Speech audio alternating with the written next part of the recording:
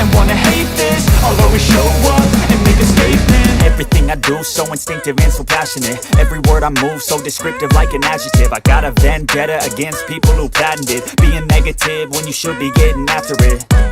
तो सब उसकी बात मान लेते हैं और वैसे ही करते हैं। उन्हें लॉयड पर पूरा भरोसा था, जबकि किसी को नहीं पता कि वो क्या करने वाला है। फिर जैसे ही सब पोजीशन में आते हैं तो लॉयड अपना ग्रेविटी मैजिक हटा देता है, जिससे काइमेरा के साथ साथ बाकी लोग भी फ्लोर पर स्लाइड करने लगते हैं। ये ट्रिक उन्हें इतना टाइम दे देती है कि वो लोग भागकर बाहर निकल सके, जबकि काइमेरा खुद को बैलेंस करने में फंसा रहता है। थियोन क्लेयर का हाथ पकड़कर दौड़ता है और बाकी सब भी एग्जिट गेट की तरफ भागते हैं, लेकिन जाते जाते काइमेरा उन पर फायर और विंड ब्लास्ट अटैक कर देता है, जिसे लॉयड टाइम रहते नोटिस कर लेता है और उसे बचने के लिए शील्ड बना देता है, जिससे सब लोग बचकर सुरक्षित निकल जाते हैं। फिर भी खतरा खत्म नहीं हुआ था, क्योंकि शिप अब भी नीचे गिर रही थी। फिर लॉयड थियोन से कहता है कि एक आइस प्लेटफॉर्म बनाओ, हम उसी पर जंप करके बचेंगे। थियोन फौरन स्पेल कास्ट करना शुरू कर देता है, लेकिन जैसे ही प्लेटफॉर्म बनने वाला होता है, नीचे से आग का एक जबरदस्त गोला पड़ता है और काइमेरा शिप के लोअर डेक से बाहर निकल जाता है। उसकी फ्लेम्स इतनी गर्म थी कि थियोन का आइस प्लेटफॉर्म तुरंत पिघल जाता है। काइमेरा अभी काफी गुस्से में था और उन पर अटैक करने वाला था, तो उनके पास अब शिप से सीधा कूदने के बजाय कोई रास्ता नहीं बचता। लॉयड यू और सिलिका को पकड़ता है और वहां से भागते हुए सबको नीचे कूदने के लिए कहता है, तो कर्स उसे रोकने की कोशिश करता है कि ये पागलपन है, लेकिन लॉयड की बात भी सच थी। अगर कुछ नहीं करेंगे तो वैसे भी वो लोग ग्राउंड से टकरा जाएंगे, इसलिए आखिरकार सब लोग उसकी बात मान लेते हैं और शिप से नीचे कूद पड़ते हैं। तो गिरते हुए लॉयड थियोन से कहते हैं कि जल्दी से हमारे पैरों के नीचे आइस स्लैब बना दो। फिर थियोन स्पेल कास्ट करता है और सबके नीचे एक मोटा आइस स्लैब तैयार हो जाता है। सब उस पर सेफली लैंड करते हैं, लेकिन उनकी स्पीड बहुत ज्यादा थी और बहुत तेजी से पास आ रहा था। तभी सिलिका अपना स्टाफ साउंड करती है और याद करती है कि किस तरह उसने थियोन को हवा में ही रोक दिया था। फिर वो कहती है कि मैं एयर प्रेशर स्पेल से इसे स्लो कर सकती हूँ और लॉयड से उस पर एनहेंसमेंट मैजिक यूज करने के लिए कहती है। तो लॉयड तुरंत उस मैजिक पर एक बर्फ कास्ट करता है ताकि उसका स्पेल और इफेक्टिव हो जाए। फिर लॉयड कहता है कि अभी स्पेल कास्ट मत करना, हमारा टाइमिंग परफेक्ट होना चाहिए वरना इसका कोई फायदा नहीं होगा। तो सिलिका उसकी बात मान लेती है और जमीन के पास जाने का वेट करने लगती है। फिर जैसे ही वो लोग ग्राउंड से टकराने वाले होते हैं तो लॉयड सिलिका को मैजिक यूज करने के लिए कहती है, तो सिलिका वैसे ही करती है, जिससे आइस प्लेटफॉर्म हवा में ही रुक जाता है। इससे सबको प्लेटफॉर्म से कूदकर जमीन पर उतरने का टाइम मिल जाता है। आखिरकार सब लोग सेफली ग्राउंड पर पहुंच जाते हैं। उनके नीचे उतरते ही वहां आइस प्लेटफॉर्म भी जमीन से टकरा जाता है। इस बार उनकी जान सिर्फ लॉयड और सिलिका की वजह से बची थी। तो पूरी टीम आखिरकार लॉयड और सिलिका का शुक्रिया अदा करती है, क्योंकि उनके बिना वो बच नहीं पाते। लेकिन लॉयड कहता है कि मैंने तो कुछ भी नहीं किया, मैंने बस सिलिका पर एनहेंसमेंट मैजिक कास्ट किया था। ये सुनकर वो लोग कहते हैं कि ये नहीं सुधरने वाला और सभी हंसने लगते हैं। थियोन बिल्कुल सीरियस था। वो कहता है कि मैंने हमेशा सोचा था कि टीम वर्क तो सिर्फ कमजोर लोग करते हैं, इसलिए हमेशा अकेले ही फाइट करता था, लेकिन आज उसे मानना पड़ा कि अगर लॉयड ना होता तो सब यहीं खत्म हो जाते। तो सिलिका भी मानती है कि लॉयड में कुछ तो बात है। उसी वक्त उनकी एयरशिप उन पर ही गिरने वाली थी, तो वो लोग जल्दी से साइड हट जाते हैं और शिप जोर से क्रैश होकर पास में गिरती है और एक जबरदस्त धमाके के साथ जलने लगती है। सब चैन की सांस लेते हैं कि वो सही वक्त पर बच गए, लेकिन क्लियर के चेहरे पर उदासी छा जाती है, क्योंकि काइमेरा के अंदर मौजूद मासूम मॉन्स्टर की आत्माएं अब शायद हमेशा के लिए खत्म हो चुकी थी और उनके लिए बहुत बुरा लगता है और वो रोने लगती है। तो थियोन उसे समझाता है कि इसमें वो कुछ भी कर नहीं सकते थे। तब शिप के अंदर से एक भयंकर दहाड़ सुनाई देती है और सभी हैरानी से उस तरफ देखने लगते हैं। फिर देखते ही देखते कुछ ही देर में काइमेरा बिना किसी चोट के आग के बीच से बाहर निकल आता है, जिसे देखकर सबको अपनी आंखों पर भरोसा नहीं हो रहा था कि इतना बड़ा क्रैश झेल कर भी वो जिंदा बच गया था। उसकी हैरानी बढ़ाने के लिए काइमेरा खुद को और बड़ा कर लेते हैं, तो वो सोचने लगते हैं कि यह भला कैसे पॉसिबल है। उन्हें बिल्कुल भी यकीन नहीं हो रहा था। तभी लॉयड तुरंत सबको कहता है कि इससे पहले कि अटैक करे जंगल की तरफ भागो और कवर लो। उधर मर्लिन और विल भी पास के पहाड़ों पर टेलीपोर्ट होकर पहुंच चुके होते हैं। मर्लिन लॉयड की लोकेशन ट्रैक करने के लिए पूरे एरिया को स्कैन करना शुरू कर देती है और जल्दी वो देखते हैं कि वो अपने दोस्तों के साथ जंगल में छुपा हुआ है। वो सोचते हैं कि आखिर वो यहाँ क्यों छुपा है। इस बीच लॉयड और बाकी लोग घबराए हुए थे, क्योंकि उन्हें नहीं पता था कि इतने खतरनाक मॉन्स्टर से कैसे निपटना है। फिर लॉयड सारी घटनाओं को अच्छे से ऑब्जर्व करता है और सबको बताता है कि जब क्लियर ने एयरशिप पर एंशिएंट मैजिक यूज करके मॉन्स्टर को शांत किया था, तभी काउंट का मैजिक भी उस पर रिएक्ट करने लगा। उसी के बाद नरिस भी अजीब बर्ताव करने लगा था। लॉयड को याद आता है कि उसने डीमन लॉर्ड फ्रेगमेंट की बात की थी, शायद वही फ्रेगमेंट अब एक बॉडी ढूंढ रहा है ताकि डीमन लॉर्ड को रिवाइव किया जा सके। इसी वजह से उसने बाकी मॉन्स्टर को भी ऑब्जर्व कर लिया ताकि अपने के लिए एक परफेक्ट बॉडी बन सके। लेकिन उन्हें अभी समझ में नहीं आता कि वो इतनी बेरे में से इनका पीछा क्यों कर रहा है। उसके बाद ये कहती है कि शायद वो क्लियर को ढूंढ रहा है, क्योंकि भले ही उसका शील्ड बदल गया हो, लेकिन नरिस का दिमाग अब भी उसके अंदर होगा और वो हमेशा क्लियर को पकड़ना चाहता है, इसलिए वो अब भी हमारा पीछा कर रहा है। और अगर ये सच है तो चाहे वो लोग कहीं भी भागे, काइमेरा तब भी पीछा नहीं छोड़ेगा जब तक वो क्लियर को पा ना ले। मर्लिन और विल भी उन्हें झाड़ियों में छुपकर देख रहे होते हैं। तभी कोर्स कहता है कि क्या हमें अपने मैजिक से क्लियर को छुपा देना चाहिए। इस पर लॉयड कहता है कि इससे कुछ भी नहीं होगा और वो हमेशा क्लियर की तलाश में रहेगा। तो थियोन कहता है कि हमारे पास अब बस एक ही रास्ता है, हमें उसे मारना हो। लेकिन ये सुनते ही क्लियर उदास हो जाती है, क्योंकि वो उन मासूम मॉन्स्टर को चोट नहीं पहुंचाना चाहती थी। तो सिलिका पूछती है कि फिर क्या कोई और तरीका है जिससे हम काइमेरा को बिना मारे हरा सकते। फिर लॉयड थोड़ी देर सोचता है और कहता है कि ये हो सकता है, लेकिन ये बहुत ही रिस्की होगा। अगर क्लियर फिर से गाना गाती है और मैं उस पर एनहेंसमेंट मैजिक डाल दूं तो शायद उसकी फीलिंग्स सीधा उस फ्रेगमेंट तक पहुंच सके और हो सकता है कि वो नॉर्मल हो जाए और सारे मॉन्स्टर उसे अलग हो जाए। क्लियर ये सुनकर थोड़ी खुश हो जाती है, लेकिन बाकी सब सोच में पड़ जाते हैं। उन्हें ये प्लान कुछ ज्यादा ही सिंपल लगता है और उन्हें शक था कि ये काम भी करेगा या नहीं। थियोन कहता है कि मुझे नहीं लगता कि इससे कुछ भी होने वाला है। तो लॉयड कहता है कि मुझ पर भरोसा रखो, ये जरूर काम करेगा और उनके पास फिलहाल यही एक रास्ता जिससे उनकी जान लिए बिना हल निकाला जा सके। तो क्लियर भी इसे आजमाने के लिए मान जाती है। उसके बाद क्लियर और लॉयड प्रोसेस शुरू करने ही वाले होते, लेकिन तभी अचानक मर्लिन सामने आ जाती है। वो सीरियस होकर कहती है कि तुम ये नहीं कर सकते, एंशिएंट मैजिक बहुत खतरनाक है। उसे वहां देखकर लॉयड चौंक जाता है और मर्लिन लॉयड से आगे कहती है कि तुम्हें इस मैजिक में शामिल होना चाहिए, ये तुम्हारे लिए बहुत रिस्की है। तो लॉयड गहरी सांस लेकर कहता है कि मुझे रिस्क है, लेकिन मुझे यकीन है कि मैं कर सकता हूं, मैं अपनी ताकत जान सकता हूं। ये सुनकर मर्लिन बहुत गुस्सा हो जाती है और कहती है कि मैंने तुम्हें वार्निंग दिया था कि कभी भी अपने मैजिक पर ओवर कॉन्फिडेंस मत होना, वरना तुम्हारी बर्बादी का कारण बनेगा। तो लॉयड भी सीरियस होकर कहता है कि ओवर कॉन्फिडेंस नहीं है, मैं अपनी कैपेबिलिटी अच्छे से जानता हूं। मैं जानता हूं कि मुझे अभी तुम्हारे जितना पावरफुल होने के लिए बहुत मेहनत करनी होगी, लेकिन इस वक्त मेरे दोस्तों को मेरी जरूरत है और मुझे ये करना ही होगा। उसके बाद वो सभी वहां से चले जाते हैं और लॉयड की बातों ने मर्लिन को इतना हैरान कर दिया था कि वो बस खड़ी रह जाती है। वो खुद को समझाने की कोशिश करती है कि लॉयड के द्वारा एंशिएंट मैजिक का इस्तेमाल इस बार किसी तबाही की वजह नहीं बनेगा, लेकिन फिर भी वो बहुत परेशान थी। वहीं काइमेरा जंगल में चारों तरफ तबाही मचा रहा था। तो जैसे ही लॉयड और बाकी लोग वहां पहुंच काइमेरा पर अटैक करना शुरू कर देते। थियोनोस पर बर्फीले क्रिस्टल की बारिश करके ध्यान भटकाता, जबकि लॉयड पास जाकर अपने स्टाफ को काइमेरा के शरीर में गाड़ देता ताकि क्लेयर अपना गाना शुरू कर सके। उसके बाद मॉन्स्टर को कंट्रोल करते ही वो क्लेयर को गाने का इशारा करते हैं, तो क्लेयर भी गाना शुरू कर दिया और लॉयड उसी समय उसके स्पेल को मॉडिफाई करता जाता है ताकि उसकी शक्ति और बढ़ सके। ये उसके लिए आसान नहीं था, लेकिन धीरे धीरे काइमेरा के शरीर से ऑब्जॉर्ब हुए मॉन्स्टर बाहर निकलने लगते हैं। लग रहा था सब ठीक हो रहा है। मर्लिन और वेल भी उन्हें देख रही होती है और तभी वहां एक डार्क पोर्टल खुल जाता है जो सारी डार्क एनर्जी को अब्सॉर्ब करने लगता है। और जब तक सभी मॉन्स्टर के खत्म होने की खुशी मनाते हैं, तब उनका ध्यान जाता है उस पोर्टल में ग्रिस के साथ साथ लॉयड भी खींचा जा रहा है। उन्हें कुछ समझ में नहीं आता कि ये क्यों हो रहा है, लेकिन मर्लिन तुरंत समझ जाती है कि एंशिएंट मैजिक को इनहेरिटेट किए बिना इस्तेमाल करने के कारण हो रहा है। सब उसके लिए बहुत परेशान हो जाते हैं क्योंकि इस तरह से वो उसमें हमेशा के लिए उसमें ट्रैप हो सकते हैं। लेकिन इससे पहले कि कोई कुछ कर पाए, लॉयड उस पोर्टल के अंदर गायब हो जाता है। मर्लिन को डर सताने लगता है कि कहीं लॉयड हमेशा के लिए वही ना फंस जाए। वहीं उधर लॉयड को होश आ जाता है तो वो खुद को एक सफेद कमरे में पाता है। उसके सामने ग्रिस का बॉडी पूरी तरह से गायब हो जाता है। फिर वो अपने ही शरीर हवा में तैरता हुआ देखता है और हैरान रह जाता है कि आखिर ये हो क्या रहा है। तभी अचानक उसे एक आवाज सुनाई देती है। आवाज उसे समझाती है कि लॉयड की आत्मा उसके शरीर से अलग हो गया, इसी वजह से इस वक्त उसके दूर हो गए। लॉयड सोच में पड़ जाता है कि ये कौन बोल रहा है। फिर वो पूछता है कि क्या ये एंशिएंट मैजिक का साइड इफेक्ट है। वही वो आवाज बाकी लोगों को भी सुनाई दे रही थी। वो लोग सोचने लगते हैं कि आवाज कहां से आ रही है, लेकिन मर्लिन उस आवाज को पहचान लेती है। उस आवाज को सुनकर उसे काफी हैरानी हो रही थी। फिर वो आवाज उन्हें एंशिएंट मैजिक का सच बताने लगती है। वो कहती है कि ये मैजिक उन प्राणियों की देन है जो इंसानों की समझ से कहीं आगे निकल चुके थे। उनके पास हकीकत के नियमों को बदलने और नए स्पेल बनाने की ताकत थी, जिससे वो नेचर की ऑर्डर को भी चुनौती देते थे। लेकिन इन स्पेल ने ज्यादा ही दुनिया बर्बादी के कगार पर ले आया, इसलिए उन्होंने एंशिएंट मैजिक के इस्तेमाल को रोक दिया और इसे सिर्फ उन खास लोगों तक सीमित कर दिया जो जन्म से इस शक्ति के साथ पैदा होते थे। उन्होंने पूरी दुनिया पर एक स्पेल भी डाल दिया ताकि अगर कोई इनहेरिटेड ना होकर एंशिएंट मैजिक का इस्तेमाल करने की कोशिश करता है तो उसका माना बेकाबू होकर उसे नष्ट कर दे। और ये सब समझाने वाला आदमी सिविल था, वही हिलर जो कभी मर्लिन की टीम में था और इतिहास का अकेला इंसान था जिसने इनहेरिटेड ना होते हुए भी एंशिएंट मैजिक को सफलतापूर्वक इस्तेमाल किया था। आखिरकार लड़ाई के दौरान सिविल को उसकी हीरो पार्टी ने डीमन लॉर्ड को घेर लिया था और वो लोग बस जीतने ही वाले थे, लेकिन उससे पहले ही डीमन लॉर्ड ने खुद को ही ब्लास्ट कर दिया और वो धमाका इतना जबरदस्त था कि उसने वहां मौजूद सबको मिटा डाला, सिविल उसकी पूरी टीम और यहाँ तक पूरा शहर भी। उस हादसे के बाद से मर्लिन हमेशा खुद को दोष देती रही क्योंकि ऐसी चालों को पहले से पता करना ही उसका काम था, लेकिन अपने लापरवाही की वजह से वो उसे रोक नहीं सकी। मगर अपनी मौत से ठीक पहले सिविल ने फॉरबिडन एंशिएंट मैजिक का इस्तेमाल किया और उसने लाइफ और डेथ की सीमा को तोड़कर ब्लास्ट में मारे गए सभी लोगों को फिर से जिंदा कर दिया, लेकिन इस कीमत पर उसने अपनी जान गंवा दी।